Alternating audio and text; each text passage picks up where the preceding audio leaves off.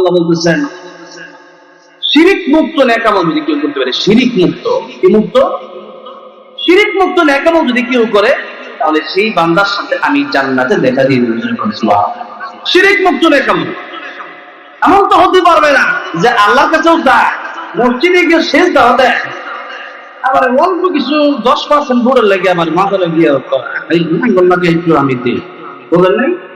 মসজিদে, মন্দিরে, আর এই দেশে 90% মুসলমান, এই দেশে কেউ আপনাকে মন্দিরে যে এরপর তাদের সাথে আপনার মিষ্টি খেতে দরকার আছে?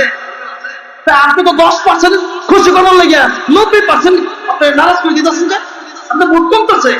রোজা পূজা কিন্তু একসাথে যখন কম, তখন কি আপনার ভোট বাড়বে?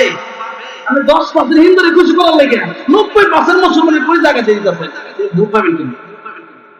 তাহলে চিন্তা হ্যাঁ আর কমবে।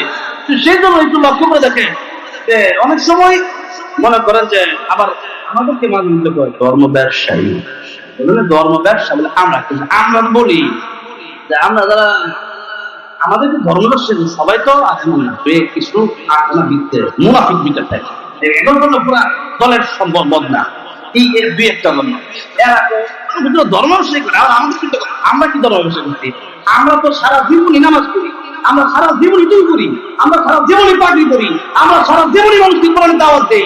আমরা তো একদিন দুদিন বই করি না, আর আমরা তো সারা জীবন মতন সব খাইয়া তারপরে শুনবাসী করিয়া এরপরে ওজো ছাড়াই নামাজও পড়ে, টুপি একটা পিতলে কিনছে, এতদিন তো টুপি দিই নাই, আজকে মসজিদে টুপি গিয়ে এলি। ধর্ম ব্যবসা আমরা করি, আপনি সারা জীবন নামাজ পড়েন, নাচ খাইছেন কি লিখা? আপনি সারা জীবন ইসলামের কথা বলেন না, এখন কেন আসছেন? তার মানে বোঝা ধর্ম ব্যবসা আমরা করি না, তারা আমাদেরকে ধর্ম ব্যবসা বলে গালি দেয়। ধর্ম ব্যবসায়ী এরাই হচ্ছে আসল ধর্ম ব্যবসায়ী। এই গালি দিলাম না, আমরা সারা জীবন নামাজ পড়ি, আর রাজনীতি হইলেও আমরা নামাজ পড়বো, না হইলেও করবো। আমরা যদি দেশের প্রধানমন্ত্রী যেই হোক, এটা ভালো হইতে পারে খারাপ হইতে পারে, যেই হোক না কেন আমরা আমাদের কোরআনের কথা বলেই যাবো, যেরকম চিন্তা বেঁচে। তাহলে আমরা ধর্ম ব্যবসা করি, আমরা সারা ধর্ম লই আমরা আছি। কারণ জিগাই তো না আমরা নেতা কেটা, নেতা কি শেখ মুজিব সাহেব না জিয়াউর রহমান সাহেব নাকি এরশাদ সাহেব কেটা, এটা জিগাইবো নাকি জিগাইবো তোমার নেতা মানে ওমান নাবিয়ুকা, তোমার নবীকে? হ্যাঁ, মা রাব্বুকা ওমা দীনুকা ওমান নাবিয়ুকা, জিজ্ঞাসা করা হবে তোমার ধর্ম কি, জিজ্ঞাসা করা হবে তোমার নবীকে, জিজ্ঞাসা করা হবে তোমার প্রভুকে।